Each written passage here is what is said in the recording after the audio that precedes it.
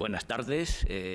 Bueno, he de empezar, por supuesto, agradeciendo a David y también a Iván su invitación a este seminario, donde me alegra encontrar tantos compañeros y amigos de investigación y de aventuras: José Manuel, David, Joana, Fernando, y bueno, y agradecerles también a ustedes que, en vez de estar disfrutando de un agradable día otoñal como el que tenemos hoy, pues hayan acudido a escucharnos, y en particular a mí. Si José Manuel nos ha llevado a la materialidad del combate, yo les voy a hablar de con qué instrumentos podemos atacar y dañar esa parte izquierda del cuerpo que se muestra particularmente vulnerable para los diestros, y supongo que para ese desafortunado 20% víctimas de zurdos, pues la parte derecha. Vamos a hablar del armamento. También debo agradecer que me hayan permitido estirar un poquito la cronología cidiana, que es el frame, la estructura de este congreso a lo largo del siglo XII. Porque, pues bueno, el tema con el que he trabajado recientemente nos lleva a ello. No voy a hablar exclusivamente de eso, por supuesto voy a procurarles ponerles al día del contexto del armamento del siglo XII, y luego veremos pues posibilidades y limitaciones de nuestras fuentes. También un poco de nuestra intrahistoria. Por supuesto, hay estudios sobre el armamento medieval desde el siglo XIX, porque, como ya hablaremos un poco después, hay un arranque de un interés anticuario, de un coleccionismo y de una necesidad de interpretar el pasado, al principio de los pasados nacionales, que bueno, poco a poco fue depurando una formación más científica. Yo creo que el punto de inflexión se produce en la península ibérica, en España, con la llegada de dos investigadores daneses, los Ferdinand Hofmeyr y Ada Brun, que crearon en una localidad extremeña un instituto para el estudio de las armas antiguas, que creó una revista, la revista Gladius, que se empezó a publicar a partir de 1961, que está en estos momentos editada por el Consejo Superior de Investigaciones Científicas, y está en muy buenos lugares en la clasificación en estas clasificaciones que los que estamos en los diabólicos engranajes de la universidad conocemos para la evaluación de nuestros méritos investigadores, y en la que pues hemos publicado unos cuantos de los ponentes de este simposio. A partir de este núcleo central hay un hito importante del matrimonio Brun y Hofmeyr. Ada Brun es quien se encargó sobre todo de la investigación de época medieval, y en 1972 posteriormente sacó un segundo volumen con una cronología un poquitín posterior. Pues creó rápidamente el primer elemento canónico de nuestro conocimiento del armamento medieval hispano. Armas y armaduras en España, una breve panorámica, que es más que breve, cuyo primer volumen es el que se correspondería mejor con nuestro ámbito de estudio actual de hoy. El siguiente gran hito es la tesis doctoral de Álvaro Soler del Campo, que es la cabeza visible actualmente de la Real Armería de Madrid, que se publicó en 1993 y que afectaba precisamente al estudio del armamento medieval, en este caso en la parte occidental, Castilla, León, Al-Ándalus, desde el siglo XII hasta mediados del XIV. Álvaro Soler del Campo ha sido durante muchos años la figura central de la investigación. Su posición y su trabajo nos ha servido a todos de guía y bueno,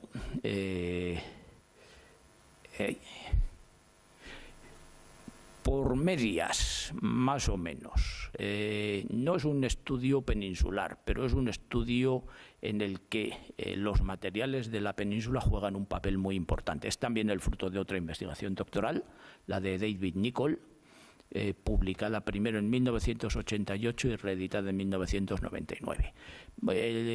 Hace una encuesta amplia, muy amplia, tal vez demasiado amplia para poder llegar a conclusiones pues de mucho fundamento, pero tiene una gran virtud, que es David Nicholl es un dibujante bastante notable y traspasó a dibujos en silueta buena parte de los materiales iconográficos, tanto en pinturas, murales, manuscritos, como fuentes escultóricas, y al concentrarlos en un solo volumen, pues nos ha permitido a muchos investigadores posteriores pues conocer materiales lejanos sin necesidad de desplazarnos o de estar buscando por una miríada de publicaciones del ámbito de la historia del arte que a veces nos pueden resultar un poquitín ajenas.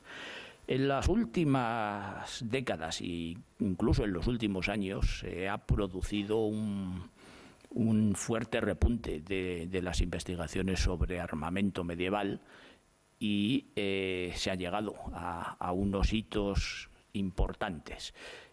Por una parte, a partir de la arqueología, de la historia del arte, de la historia de la guerra, hemos ido trabajando pequeños temas monográficos, pero hemos empezado a dar el salto otra vez a síntesis.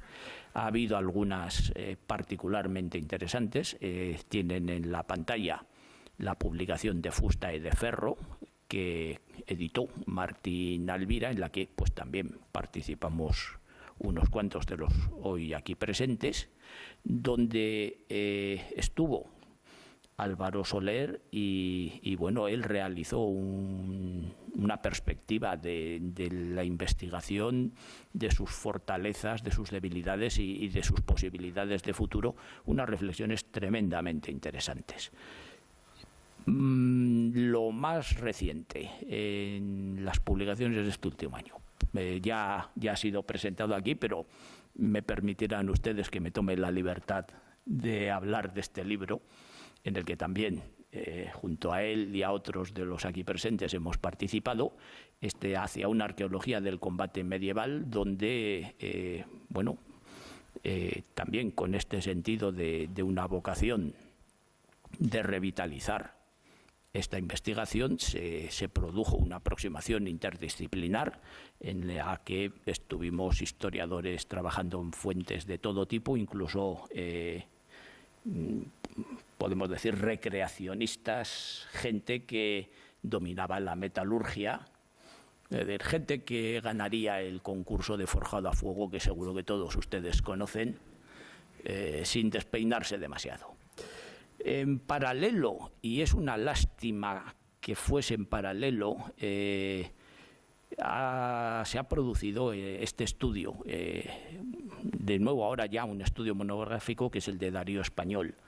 Y es una lástima porque algunas de las cosas que él escribe nos hubiera gustado conocerlas, y a él no le hubiera venido mal tampoco conocer algunas de las cosas que nosotros estábamos produciendo, pero es decir, pues casualidades de la vida, son cosas que han funcionado en paralelo y que no podríamos saber.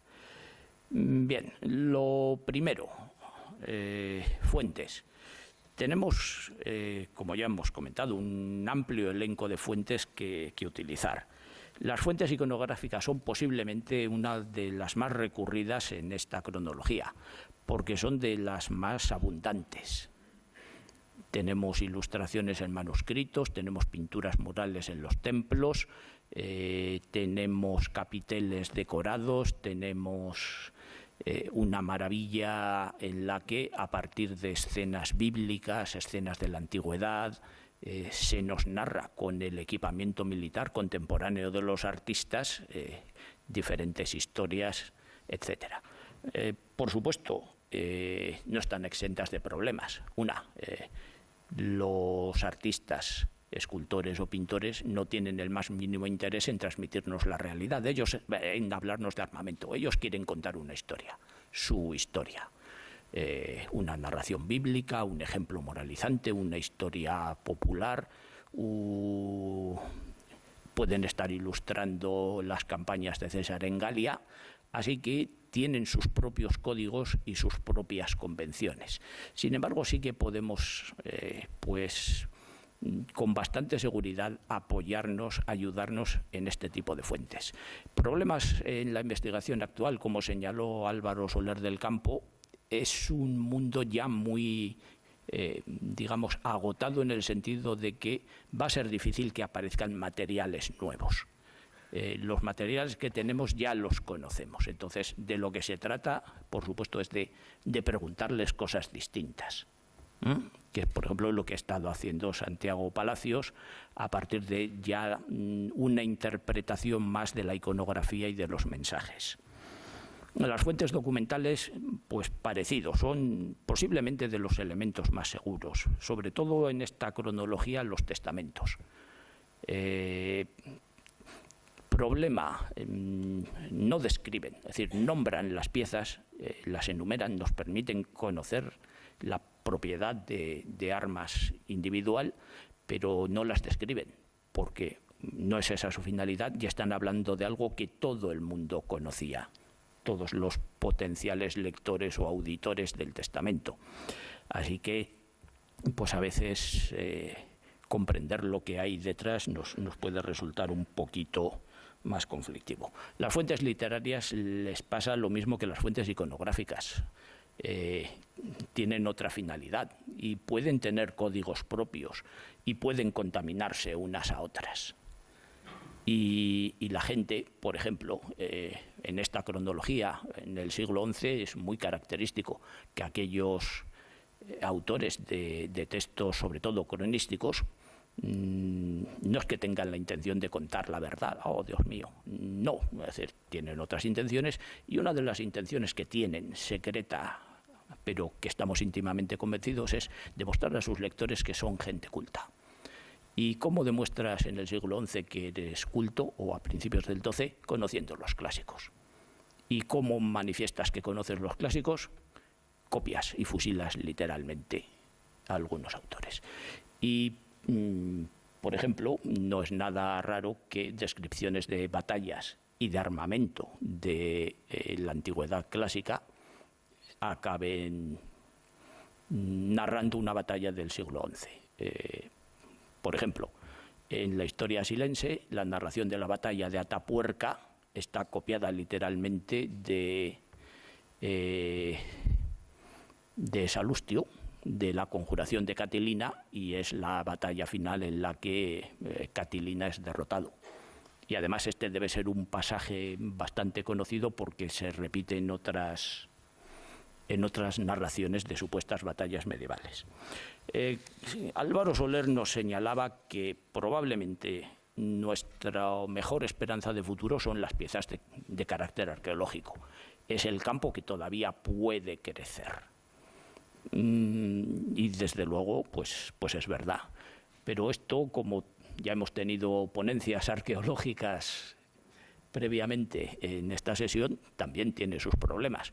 Las que vayan a conseguirse de cara al futuro posiblemente sean las menos problemáticas. Estamos aparentemente en un momento en el que la investigación arqueológica se ha profesionalizado mucho y ha hecho grandes progresos, pero buena parte de las piezas con las que vamos a trabajar sí que tienen un problema, y es que muchas en realidad son conjuntos de armamento formados a partir de colecciones, en muchos casos de colecciones antiguas, y esto implica varias cosas: la selección de materiales que se ha podido hacer, la falsificación, el deseo de constituir una colección también de prestigio y, por ejemplo, con las armaduras de placas, utilizar piezas de diferentes armaduras para conseguir un ejemplar de exhibición correcto.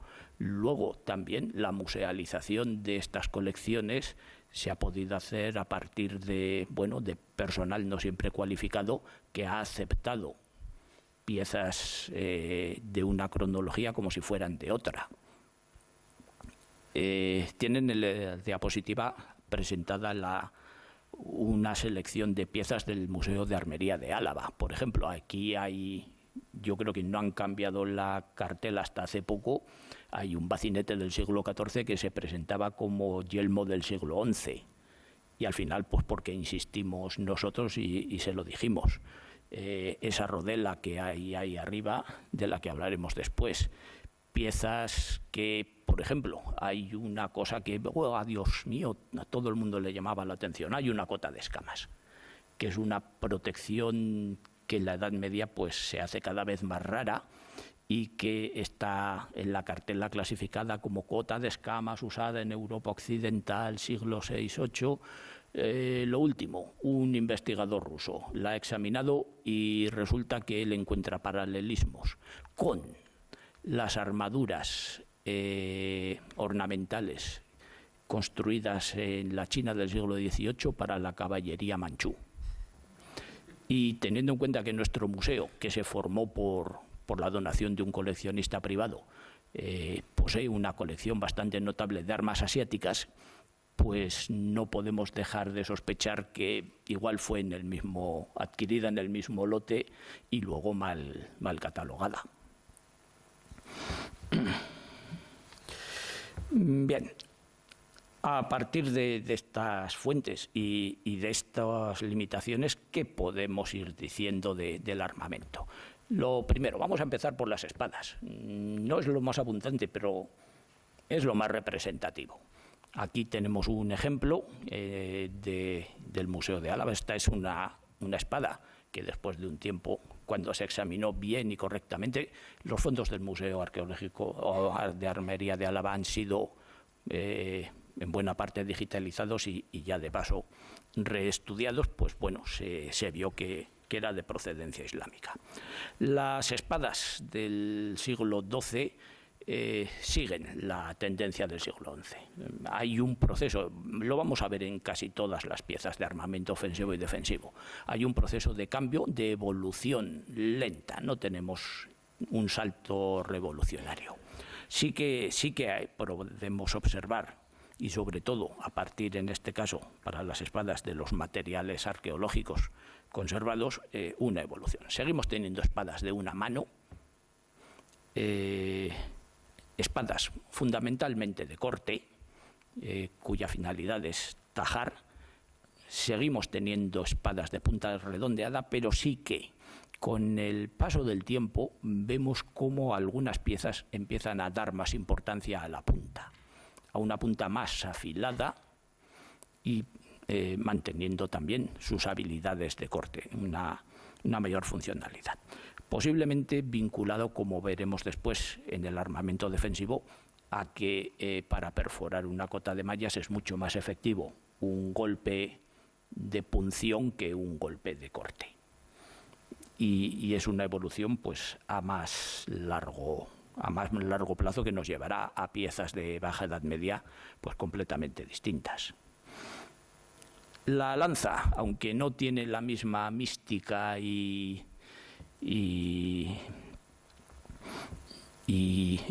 atención, no ha recibido la misma atención que las espadas, sin embargo probablemente es el arma más usada. Es también de las más baratas y la más polivalente. La impresión que tenemos es que podemos distinguir lanzas de caballería y lanzas de infantería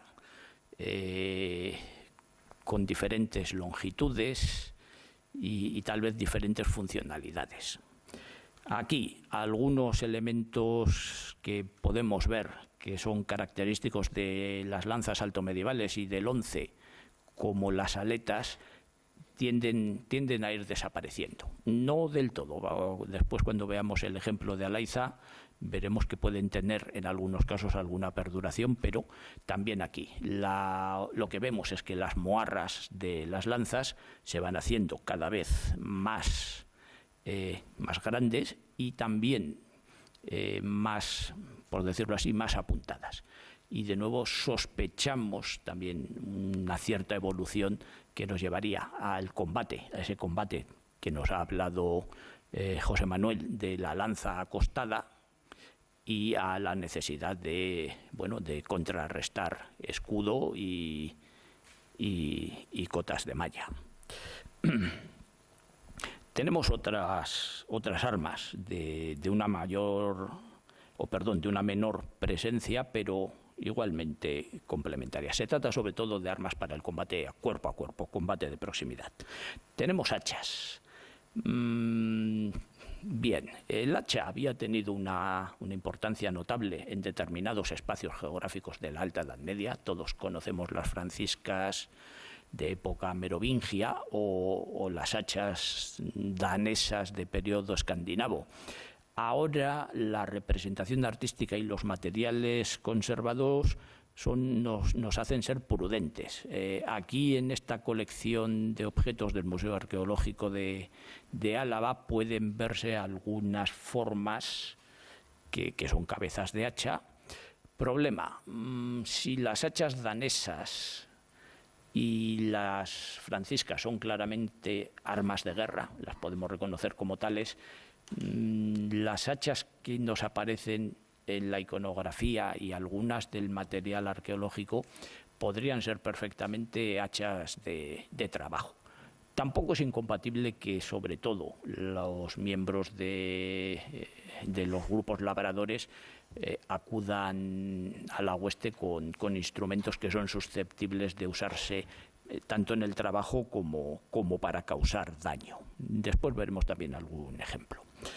La maza sí que es un instrumento específico de guerra y aparece con bastante frecuencia en las representaciones iconográficas. Pese a su simpleza, es un arma particularmente contundente y que incapacita. Si no mata, sí que puede romper huesos y por lo tanto facilitar las labores de acabar con nuestro enemigo. Otro arma de proximidad del que veremos un poquitín más tarde un ejemplo es el mangual. El mangual es un arma muy polémica porque dentro del revival medieval del siglo XIX, los artistas, cuando idealizaron románticamente la Edad Media, se explayaron, hubo licencia creativa, y una de las cosas con las que más tal vez dejaron volar su imaginación fue con el mangual, creando algunos que eran particularmente incomprensibles y creando y falsificando piezas, lo cual llevó a un hipercriticismo sobre si el mangual existiría, no existiría de verdad. En los últimos tiempos parece que pensamos que sí, que no serían como las reconstrucciones del siglo XIX, pero que tenemos suficientes testimonios, sobre todo iconográficos, para pensar que razonablemente podrían existir. Bien. Las armas para combate lejano son arco y ballesta, y como ya nos ha señalado José Manuel, hay una clara y cada vez más progresiva distinción entre los espacios culturales cristianos y musulmanes. El reino del arco es el Islam, y la ballesta se difunde muchísimo entre los cristianos, a pesar de prohibiciones conciliares de la Iglesia, y como ha señalado él, para los musulmanes la ballesta es el arco franco, es decir, es el arco de los cristianos. Tal vez de nuevo estamos ante una cuestión utilitarista. El progreso del desarrollo de las defensas personales hace necesario un arma que sea mucho más eficaz para destruirlas. Pues es posible.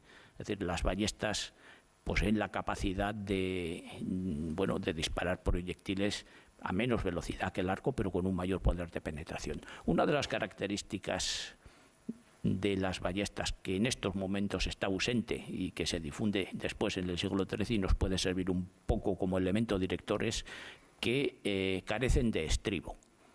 Creo que José Manuel ha puesto antes una imagen en la que se ven diferentes tipos de ballesta y modalidades de carga.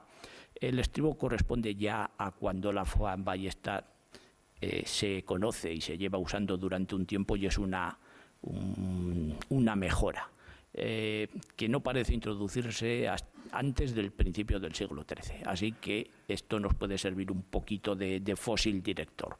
Las ballestas sin estribo tienden a ser bastante más tempranas que las que tienen estribo. Piezas defensivas, pues bueno, el menos glamuroso, pero el más eficaz y extendido es el escudo. Es bastante eficaz, parece una tontería, pero los escudos son una pieza defensiva bastante buena.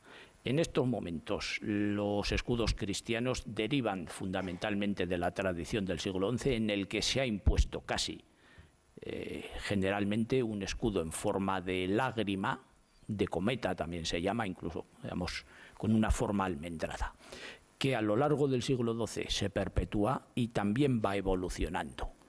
La parte superior se va, digamos, va tomando una curvatura menos pronunciada que la lágrima pura y se ha difundido en su uso tanto para el combate a caballo como para el combate a pie. Suponemos que su primera adopción estaba vinculada precisamente al combate a caballo, porque permitía proteger las extremidades inferiores mucho más eficazmente. Y además porque en el XI, como veremos, la protección de las piernas no está tan asegurada como en el siglo XII. Sí que permanecen y se siguen usando escudos de forma circular. Ven ustedes dos rodelas en la diapositiva. No son del XII ni del XI. Son mucho más tardías, son del XVI, porque en el siglo XVI la rodela vuelve a tener un revival y esto pues ha llevado, dentro de esos problemas que tenemos con los materiales de colección y arqueológicos, a diferentes confusiones. Escudos redondos que pueden tener también muchas diferencias de tamaño y llevarnos a cuestionarnos rodelas, broqueles, porque José Manuel tiene precisamente un artículo titulado ¿Dónde están los broqueles medievales? Pero, como decimos, la pieza que en ninguna panoplia de armamento debía faltar. Y si en las piezas de armamento ofensivo la más glamurosa y representativa es la espada, pues en las piezas de armamento defensivo es la loriga o cota de malla. Esta camisa de anillos entrelazados que forma el elemento representativo, no el único, pero el más representativo de las defensas corporales. Aquí en el siglo XII sí que podemos ir viendo un cambio y una evolución, no especialmente en las formas. Sí que Darío Español considera que progresivamente las camisas de malla se pueden hacer más ceñidas al cuerpo. Él lo interpreta como que anteriormente, en el XI o antes, se podía llevar alguna protección textil por debajo de la malla y en el XII directamente sobre la ropa. Bien, bueno, esto sería el punto de partida, este tapiz de Bayeux, donde el armamento del final del XI es lo más representativo. Lo que vemos a lo largo del XII es cómo, por una parte, la cota de malla extiende sus protecciones. En la parte inferior suele extenderse hasta por debajo del muslo, sobre todo en la manga, aunque en el XI podemos ver algunos ejemplares que llevan, como ven ustedes, una protección hasta la muñeca. Lo normal es que alcance está un poquitín por debajo del codo. Poco a poco en el siglo XII se va extendiendo hasta la muñeca y finalmente llega a cubrir, en este caso los tenemos ahí, en este caso se ve, llega a cubrir también en forma de manopla la mano. En su parte superior, las cotas de malla acaban protegiendo hasta la boca, por debajo de la nariz, y a veces incluso la nariz, y posiblemente uno de los elementos más representativos es la aparición de calzas que protegen la pantorrilla. Allí donde la cota de malla en forma de camisa ya no puede proteger, como pueden ver ustedes en estas diapositivas, lo protegen. Esto, por supuesto, implica que los caballeros medievales invierten cada vez una mayor cantidad de recursos en su equipamiento militar. Bien. La infantería, que es un poquitín lo que nos ha quedado, mi humilde opinión, buena parte de los combatientes que vemos a pie en estas iluminaciones, yo creo que son caballeros desmontados. Y la infantería suele aparecer regularmente con un equipamiento bastante pobre. Defensivamente escudos, ofensivamente o lanzas o ballestas. En siglos posteriores sí que podemos ver una infantería más equipada con protecciones corporales, pero la impresión es que en el siglo XII todavía hay una separación, un hiato notable entre los combatientes a caballo y los combatientes a pie. Para finalizar, pues bueno, presentamos estas pinturas murales de Alaiza. Se descubrieron a principios de los años 80. Lo habitual al desmontar un retablo barroco, pues resulta que debajo había un tesoro, que son pinturas murales en un estilo muy sencillo, pero tremendamente atrayente. Al final se han ido encontrando muchas más pinturas de este tipo. Las llamamos las pinturas rojas porque están hechas con una pintura a partir de un óxido de hierro que bueno, aparecen no con tanto detalle ni tanta profusión, pero con bastante frecuencia dentro del románico, sobre todo a la vez. El tipo de pintura, sobre todo esa parte de despiezado de sillares que ven, es un modelo muchísimo más difundido. ¿Y qué es lo que vemos? Pues vemos toda una serie de escenas que, bueno, lo que han considerado los historiadores del arte es que nos remiten fundamentalmente al mundo aristocrático. No vamos a encontrarnos narraciones de tipo, o al menos no se han podido identificar, eclesiástico, etcétera. Un mundo aristocrático en el que el hombre está representado sobre todo por la acción militar y la mujer, sin embargo, está representada por determinadas formas vinculadas al parto. Esa mujer que ven en la diapositiva ahí arriba, que está como en cuclillas, se interpreta como que está de parto. Era una de las formas tradicionales de dar a luz antes de los quirófanos. Y luego, dentro del rol de las mujeres, dentro de la actividad religiosa, esas procesiones de oferentes, puesto que las ofrendas forman parte de la participación femenina en los cultos religiosos. Las escenas de los hombres son básicamente escenas de combatientes que a veces aparecen enfrentados entre sí. En una parte muy importante son caballeros, pero tenemos algunos soldados de infantería, como este, que parece tener una espada al cinto, una lanza con aletas y parece estar tocando un cuerno.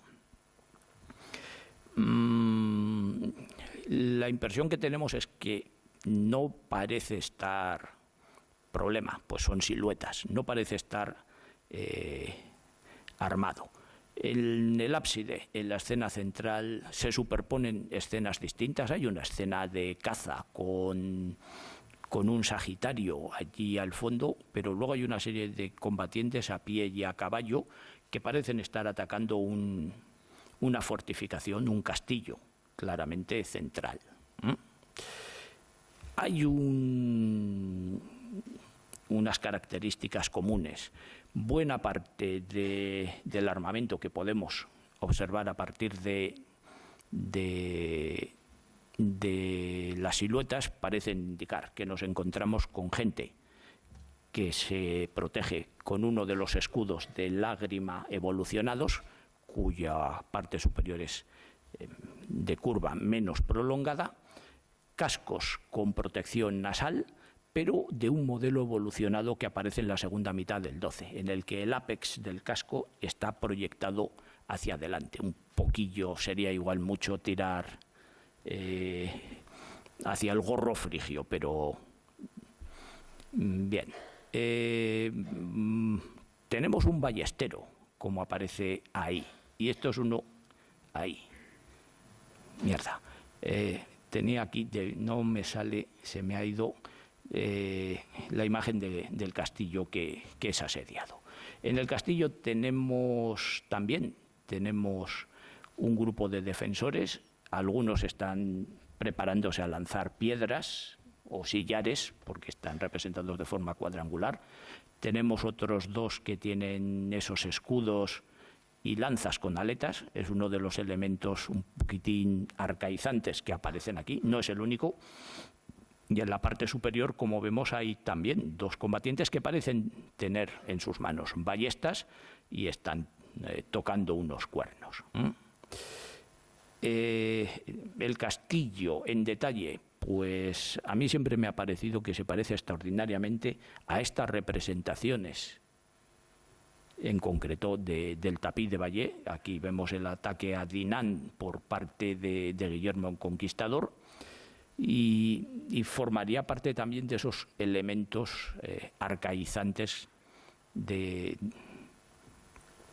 la composición. El ballestero es una pieza clave, porque, claro, la cronología que se le fue asignada a estas pinturas en su origen, esto fue en 1982, pues ni siquiera estaba publicado el estudio de Álvaro Soler, entonces hubo muchísimas especulaciones, y la gente, los restauradores que restauraron esto fueron quienes dieron las primeras explicaciones y nos llevaron al siglo XIV. El hecho de que tengamos aquí una ballesta sin estribo, que ya hemos dicho suele ser una cosa del 12, pero sobre todo, fíjense en el detalle, el mecanismo de disparo no está por debajo, está por encima. Y por suerte para nosotros y gracias a arqueología, se ha conservado una ballesta, una sola, con el mecanismo de disparo por encima. Apareció en el yacimiento de Colletier, en Charabins, en el este de Francia, y bueno, el análisis de los materiales orgánicos de la ballesta, lo mismo, coincidiendo con el resto de los materiales del yacimiento, llevaban a una cronología de mediados del siglo XI. Con lo cual, pues digamos, reforzaría esa imagen un poquitín arcaizante de las representaciones de Alaiza. Algunas de las piezas parecen indicar también algún sesgo social. Hay, como ven en la diapositiva, un individuo que parece llevar una corona y desde luego lleva un estandarte de forma cuadrada, mientras que los demás lo llevan de forma triangular, y suponemos sería tal vez un comandante, tal vez un rey. Estamos muy tentados. Y como ven ustedes, también no se encuentra silueteado, sino que el interior ha sido dibujado con un modelo decorativo complejo.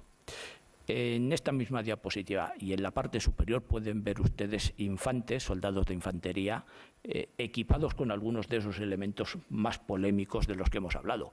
Tienen pequeños escudos circulares, tal vez broqueles, José Manuel, tal vez estaban ahí, y dos de ellos llevan lo que, aunque están silueteados, consideramos que son manguales.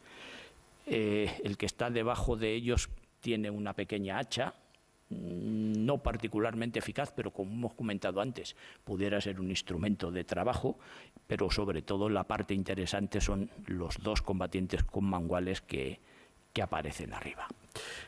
Como mi tiempo se acaba, podría yo estar hablándoles de esto muchísimo más, pero simplemente remarcar cómo nos encontramos en un proceso continuo y lento de evolución, donde hay toda una serie de cambios que se implementan poco a poco, no todos a la vez, o al menos no todos a la vez en todas partes, pero que nos llevan hacia un punto de confluencia final en el que, sobre todo el equipamiento militar del caballero, de la caballería pesada, se ha ido haciendo cada vez más completo, más caro probablemente, y sin embargo el de la infantería en términos de protección personal ha avanzado poco, pero en términos de agresividad a partir de la ballesta ha reforzado notablemente su capacidad militar.